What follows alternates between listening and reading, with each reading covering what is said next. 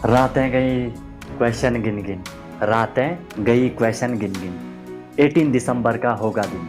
रातें गई क्वेश्चन गिन गिन, 18 दिसंबर का होगा दिन। अब ना कर हमसे कोई बहस, वरना कर देंगे बिल्कुल तहस नहस। अरे ओ क्वेश्चन, हम अब नहीं तुझसे डरने वाले हैं, क्योंकि हम अनटोल्ड कॉन्सेप्ट वाले हैं। हेलो एवरीवन, होप आप लोग यार बढ़िया होंगे और खतरनाक आप लोगों ने अपनी प्रिपरेशन करी होगी। बिल्कुल आप में एक मोटिवेशन आ रखा होगा कि यार हम एग्जाम को बिल्कुल क्रैक करने जा रहे हैं, राइट। तो इसमें हम वही बात करने वाले हैं कि आपको कैसे क्वेश्चन को, जो आपके पास एग्जाम पेपर मिलेगा, आपको उसे कैसे अटेम्प्ट करना है, कैसे स्टार्ट करना है, क्या गलतियां आपको नहीं करनी है, किन बातों का आपको ध्यान रखना है ताकि आप उसमें हाई स्कोर कर सको। तो ये पूरा आपको एक ही वीडियो में मैं यहाँ पे देने का ट्राई कर रहा हूँ, राइट।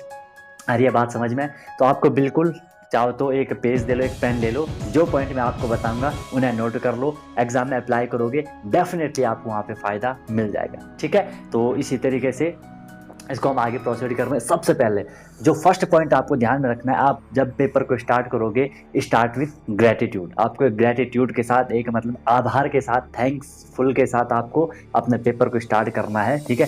थैंक करो गॉड का, भगवान का, अपने पेरेंट्स का, अपने टीचर्स का, कि हम इस मतलब कि हम इस लायक हैं कि हम एग्ज़ाम को देने जा रहे हैं, कि आपने हमें इस लायक समझा कि हम ये एग्ज़ाम को लिख सकते हैं, इसे अटेम्प्ट कर सकते हैं। तो सबसे पहले उसके लिए आपको ग्रेटिट्यूड करना है, ठीक है। उसके बाद जो आपका सेकंड पॉइंट आएगा, सेकंड पॉइंट रहेगा कि आपको जो OMR शीट मिलेगी, आई थिंक सबसे पहले OMR शीट मिलेगी, उसे फिल करना है। अगर आपको फिल करना में आप कंफर्टेबल हो तो फिल करना, नहीं तो कोई दिक्कत नहीं है। जो वहाँ इन्विजिलेटर होंगे उन्हें बोल देना, जो भी टीचर होंगे क्लास में उन्हें बोल लेना, आपके हॉल में उन्हें बोल लेना कि हमें थोड़ी दिक्कत आ रही है, आप यहाँ पे समझे। तो कोई दिक्कत नहीं, बिल्कुल विदाउट हेजिटेट उनसे बड़े प्यार से कह देना, समझ रहे हो ना, बड़े प्यार से आप लोगों ने उनसे कहना कि थोड़ी हमें यहाँ पे हेल्प कर दो, दिक्कत आ रही है। पहली बात वो खुद कह देंगे, वरना जल्दीबाजी में ज़्यादा होशियारी मत दिखाना, OMR शीट खराब हो जाएगी, फिर दिक्कत हो जाएगी, ठीक है। तो जो भी आप वहाँ पे जिसको भरना आता है, ठीक है, वहाँ पे अपना नाम वाम वो कर देना। वैसे मैंने आपको बोला था कि OMR शीट पे अपने टेस्ट वेस्ट कर लो, ठीक है। इतनी चीज़ आपको क्लियर हो गई। इसके बाद आपको जो थर्ड पॉइंट आपको ध्यान में रखना है, क्या, डोंट रीड क्वेश्चन पेपर। आपको पूरे क्वेश्चन पेपर को रीड नहीं करना है, ये बात बहुत ध्यान से सुन लो। जब भी आपको क्वेश्चन पेपर मिलेगा, ठीक है, उसे रीड मत कर लो। अगर आपके पास टाइम है, अगर अभी आपको बोला जा रहा है कि पेपर को स्टार्ट मत करो, अभी मत खोलना, तो उस पर जो इंस्ट्रक्शन लिखे होंगे उन्हें आराम से पढ़ लो, ठीक है। जो OMR पे इंस्ट्रक्शन लिखे होंगे उन्हें आराम से पढ़ लो, ठीक है। हमारी बात समझ में? तो ये आपको कभी पूरा पेपर आपको रीड नहीं करना है। क्यों नहीं करना है, उसका पॉइंट बताता हूँ। मान लो कि यार आपने क्वेश्चन पेपर देखना स्टार्ट करा, ठीक है। मोस्ट ऑफ द केसेस तो होगा कि आपको सारे क्वेश्चन लगेंगे, हाँ यार क्वेश्चन इजी है, हम कर लेंगे, इजीली कर लेंगे।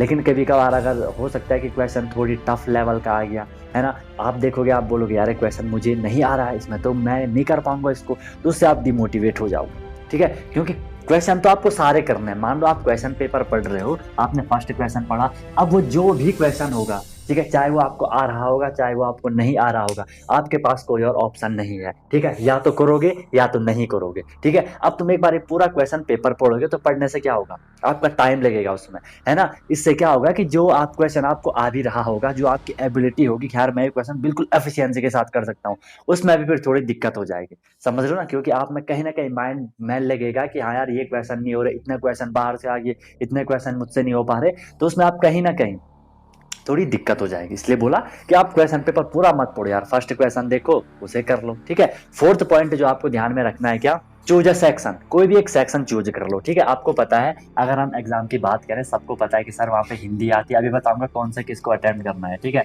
इसमें फिर आपका साइंस आती है, फिर इसमें आपका क्या आएगा, मैथ आएगा, क्या आएगा, SST आएगा, क्या आएगा, इंग्लिश आएगा, ठीक है। तो ये आपके पास सब्जेक्ट होंगे, इनमें ये सेक्शन वाइज बटे हुए रहते हैं ना। आई थिंक उसमें 2 पार्ट होंगे, पार्ट 1 पार्ट 2 होगा, एक में 3 सब्जेक्ट होंगे, एक में 2 सब्जेक्ट होगा, ठीक है। एक में आपका मैथ और साइंस वाला आएगा, बाकी और में वो 3 रहेंगे ना, इंग्लिश, SST, हिंदी वगैरह रहेगी, जो भी रहेगा। तो आपको किसी भी एक सेक्शन को चूज कर लो, इन सब में से किसी एक सेक्शन को अपना चूज कर लेना है। अभी मैं अपना नहीं बता रहा हूँ, अभी मैं आपके हिसाब से बोल रहा हूँ, आप कोई भी एक सेक्शन चूज करना और उसे करने लग जाना।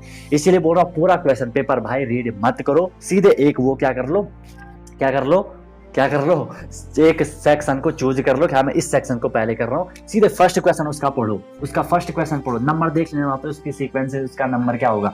अगर उसका आंसर आ रहा है, सीधे OMR पे जाओ, उसे फिल करो। ऐसे अगर नहीं आ रहा हो, सीधे सेकंड क्वेश्चन पे जाओ, समझ रहे हो बात? इस तरीके से आपको करना है। बाकी आप इसमें ट्राई करना, सबसे पहले आप ट्राई करना इसे साइंस को करने का ट्राई करना इसमें, ठीक है। इसमें आप जो सबसे पहले ट्राई करोगे, ठीक है, वो ये करना कि साइंस वाले सेक्शन को आप लोग कंप्लीट कर लेना, ठीक है, क्योंकि साइंस आपका इसमें मेन स्कोरिंग सब्जेक्ट रहेगा। साइंस में क्या होता है कि आपको सीधे क्वेश्चन करने हैं, क्वेश्चन के बाद आपको सीधे वहाँ पे अगर क्वेश्चन आपको आ रहा होगा आप सीधे उसका आंसर फिल कर लोगे मार्कशीट में, अगर नहीं आ रहा होगा तो जो सेकंड क्वेश्चन होगा उस पर आप मूव कर जाओगे, है ना। उसमें ना आपको ज़्यादा कैलकुलेशन करनी है, आंसर भी आपके सामने होगा, क्वेश्चन होगा, उसके 4 आंसर आपके सामने, जो सही आंसर होगा वो सही देख लो, ठीक है। एग्जामिनर सिर्फ आपसे ये चाह रहा है कि भाई मैंने आपके सामने 4 ऑप्शन रखे हैं, अब तुम मुझे ये बताओ इन चारों में से कौन सा ऑप्शन आपके हिसाब से सही है। आंसर भी आपके सामने रहते हैं यार, ठीक है। साइंस आपने कर लिया, इसके बाद या तो हिंदी कर लो या तो एसएसटी कर लो, कोई दिक्कत नहीं, हिंदी एसएसटी दोनों का सेम फंडा है, जो भी आपको अपने कंफर्टेबल लग रहा है, लेकिन इन 3 को ट्राई करना, पहले निपटा लेना, हिंदी को, साइंस को और एसएसटी को। इन तीनों में से प्रायोरिटी तो आप साइंस को दोगे, ठीक है, प्रायोरिटी आप साइंस को दोगे। स्क्रीन सब्जेक्ट है, 50 क्वेश्चन है ना। एसएसटी में फिर आपके 30 क्वेश्चन है, हिंदी में आपके 20 क्वेश्चन है, ठीक है। इसके बाद अब आप अपने अकॉर्डिंग जाना। अब यहाँ पे मैं आपको कुछ नहीं बोलूंगा, अगर आपको लग रहा है हम इंग्लिश कर रहे हैं इंग्लिश को करना, अगर आपको लग रहा है हम मैथ कर रहे हैं तो मैथ को करना, ठीक है। बाकी अगर हम मिलिट्री स्कूल का देखें तो मैथ वहाँ पे नॉर्मली क्वेश्चन रहते हैं, उतने ज्यादा हाई कैलकुलेशन वाले क्वेश्चन नहीं रहते हैं, थोड़े कॉन्सेप्चुअल रहते हैं, जो अगर आपने कॉन्सेप्ट पढ़े होंगे नॉर्मल कॉन्सेप्ट से वो क्वेश्चन देते हैं, नॉर्मल, जैसे एक्सपोनेंट आपने पढ़ा होगा, उस पर जो लॉज पढ़े होंगे उस पर नॉर्मल सा वो क्वेश्चन उठा के दे देंगे, ज्यादातर वो फॉर्मुले बेस्ड क्वेश्चन देंगे, मेंसुरेशन में आपको फॉर्मुले बेस्ड क्वेश्चन देंगे, तो उसमें आपको कुछ भी दिक्कत वाली बात नहीं। इंग्लिश का तो फंडा आपको पता है, वोकैबुलरी ज्यादा आती है, जो वो कंप्रीहेंशन देते, जो पैराग्राफ आता है, पैसेज आता है, उस पर जो आपको क्वेश्चन करने होते हैं उसमें भी वो वहाँ वोकैबुलरी घुसा देते हैं कि वहाँ पे वो सिनोनिम एंटोनिम का खेल खेल लेते हैं कि इसकी मीनिंग क्या होगी इस पैराग्राफ में, ठीक है। फिर वहाँ पे जो पोम वगैरह होगी, जो वहाँ पे वो भी पैसेज आएगा उसे भी आपको करना है, एंटोनिम कर लेना, सिनोनिम कर लेना, एक्टिव पैसिव तो आप कर ही लोगे, उनको कर लेना, जो वन वर्ड सब्स्टिट्यूशन आएंगे उनको इजीली कर लेना, ठीक है। तो ये आप लास्ट में जाओगे, समझ रहे हो, ये इंग्लिश आप लास्ट में जाओगे या मैथ लास्ट में जाओगे, इन दोनों में से आप अपने अकॉर्डिंग जिसमें आप कंफर्टेबल हो उसमें आप चले जाना, ठीक है। ये आपका हो जाएगा। इसके बाद आपको क्या ध्यान रखना है कि जब आप ओएमआर शीट को फिल कर रहे हो उसे भी साथ साथ फिल करना है। जैसे आपने एक क्वेश्चन पढ़ा, उसका जो आंसर होगा उसे तुरंत ओएमआर पे फिल कर दो, वो सर्कल को वहां पे फिल कर दो। कई बच्चे क्या करते हैं, वो एक बारी क्वेश्चन पेपर में जो भी क्वेश्चन रहता है उसका आंसर वहां पर टिक कर लेते और एक साथ वो लास्ट में उसे फिर ओएमआर शीट को फिल करते हैं। आप ऐसा भी कर सकते हो, लेकिन ऐसे में इसका एक थोड़ी सी प्रॉब्लम है। प्रॉब्लम क्या है, मान लो आपने पूरा पेपर कर लिया, अब ओएमआर शीट भरने के लास्ट में बचे 3 मिनट, लास्ट में बचे 5 मिनट, लास्ट बचे 7 मिनट, अब आप होपलेस हो जाओगे, ठीक है यार इतने कम टाइम में कैसे करूँ, फिर जल्दी बाज में करोगे, फर्स्ट का सेकंड करना था, सेकंड का सेकंड कर लिया, ठीक है, सीक्वेंसिंग खराब हो जाएगी। बाकी मैंने बोल दिया, अगर आपको लग रहा है कि हाँ हम लास्ट में 10-15 मिनट बचा लेंगे कोई दिक्कत नहीं है, आप तुरंत चले जाना, लेकिन यार मेरे हिसाब से ऐसा मत करना, लास्ट में आप बिल्कुल थक जाते हो, है ना, हड़बड़ाहट हो जाती है, और टाइम कम है, दिक्कत हो जाती है। अरे छोड़ो यार, 2 इक्वेशन तो नहीं होंगे, चलो 3 इक्वेशन नहीं होंगे, टाइम का आप ओएमआर साथ साथ फिल करा, 3 क्वेश्चन छोड़ के कोई दिक्कत नहीं है, उसमें कोई प्रॉब्लम नहीं है। लेकिन आपने क्वेश्चन तो सारे कर लिए, लेकिन भाई जब ओएमआर शीट भरने गए लास्ट में तो वहां तो दिक्कत आ गई। क्या दिक्कत आ गई, जल्दीबाजी में खराब कर दिए, जहां सिर्फ 3 क्वेश्चन छूटने से वहां 30 क्वेश्चन खराब कर दिए सिर्फ ओएमआर शीट को भरने में, ठीक है। कई बच्चे ओएमआर शीट को गलत फिल कर लेते हैं, ठीक है, फिर तो क्या ही कर सकते हैं। तो ऐसा आपको नहीं करना है, ये पॉइंट आपने ध्यान में रखना है। नेक्स्ट पॉइंट है, आपको ज्यादा टाइम नहीं लेना है किसी भी क्वेश्चन में, ठीक है, किसी भी क्वेश्चन में ज्यादा टाइम मत दो। अगर आप यहाँ पे 12 वाला क्वेश्चन कर रहे हो, आपको लग रहा है नया क्वेश्चन थोड़ी समझ में नहीं आ रहा, थोड़ी आ तो रहा है लेकिन मजा नहीं आ रहा, मतलब ये इजीली नहीं हो रहा क्वेश्चन, छोड़ दे भाई, सीधे 13 नंबर पे आ जाओ, उसे छोड़ दो, ठीक है। आपको पता है आपके पास सिर्फ 2.5 घंटे की टाइम रहती है, ठीक है, 2.5 घंटे की आपके पास टाइमिंग रहती है, तो 2.5 घंटे में यार इतना करना थोड़ी एक बिग टास्क है, थोड़ी डिफिकल्ट टास्क है।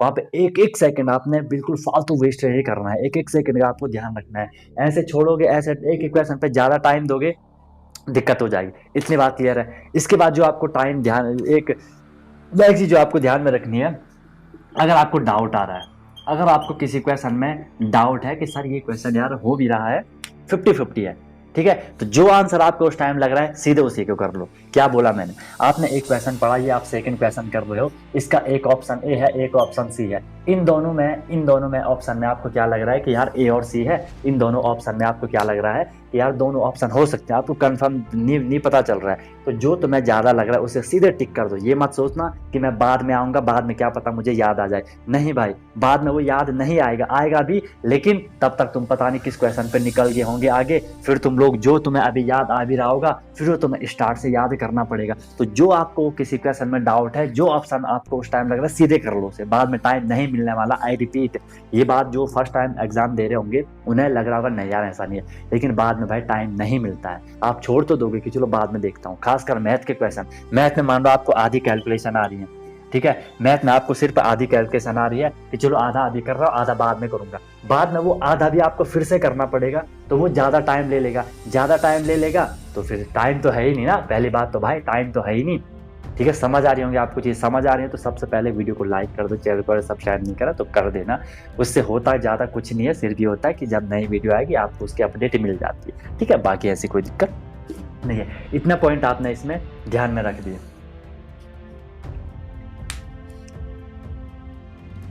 इस तरीके से सीधे कर दो, क्या दिक्कत है? नेगेटिव मार्किंग वहाँ होती नहीं है ना, नेगेटिव मार्किंग तो वहाँ होनी नहीं है। आपको बस अपने बुद्धिमत्ता के अनुसार, अपनी इंटेलिजेंस के अनुसार अच्छे से यार पेपर को अटेंड करना है।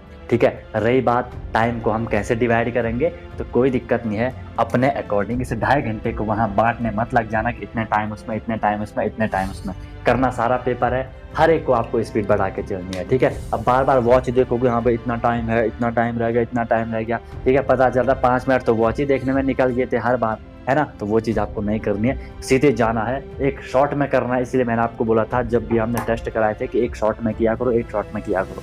ठीक है, बाकी और कुछ छूट रहा होगा तो उसे भी उसमें ऐड कर देना और मज़े से करना है पेपर को। ठीक है, बिल्कुल अपना वहाँ पे 100% दे देना, ज़्यादा डिमोटिवेट आपको वहाँ पे नहीं होना है। कोई क्वेश्चन नहीं भी आ रहा होगा तो कोई दिक्कत नहीं है, वहाँ पे अब टाइम आ गया है आपका। ठीक है, कि आपको बिल्कुल फोकस हो करके, ठीक है, 100% अपना देने का वहाँ पे ट्राई करना है।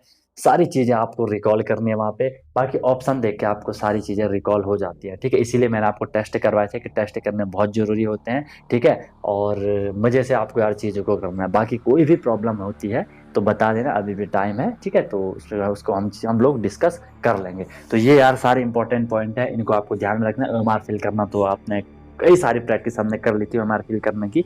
ठीक है, और इस तरीके से यार आप लोगों को मेहनत करनी है।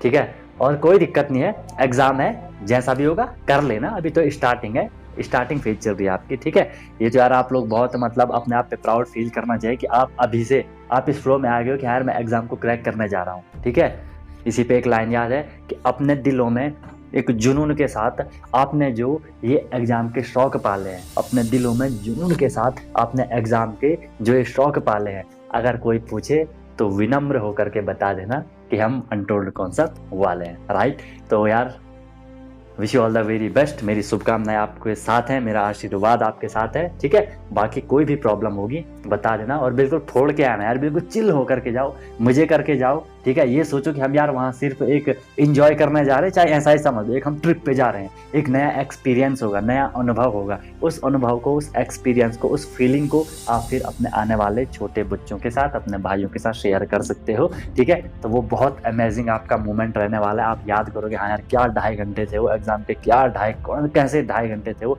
कैसे हमने वो वहाँ बिताए थे, क्या ही मज़ा आ गया था। ठीक है, तो इस 100% को अपने वहाँ पुट अप कर देना है, जो भी आपका 100 से भी ज़्यादा % आपको वहाँ अपना देना है। कोई भी प्रॉब्लम होगी तो यार बता देना। Okay guys, wish you all the very best, be happy. याद रखना, जब तक तोड़ोगे नहीं तब तक छोड़ोगे।